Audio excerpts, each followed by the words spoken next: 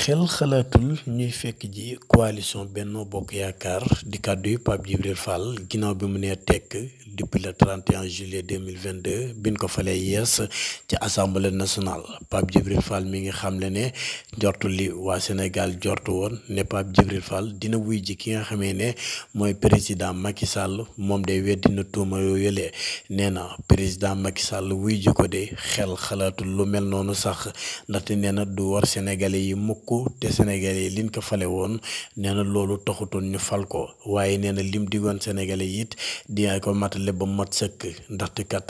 ajooy sénégalais yi moo ko tax a falu ajooy sénégalais yi moo ko yóbbu fële ca assemblée nationale Pape Djibril Fall mi nga xam ne ku jegi la gën a jegeel que président Macky Sall nee na it li nga xamante ne bii nii mooy ruumandaat wala nit ñi doon ko waxtaanee saa su nekk ngir ne Pape Djibril Fall wuy ji na ki nga xam ne mooy président Macky Sall nee na loolu dara amu ci tey loolu du mas a am ci li des ak dundam Pape Djibril Fall lii la yëkkati ci ay kàddoom.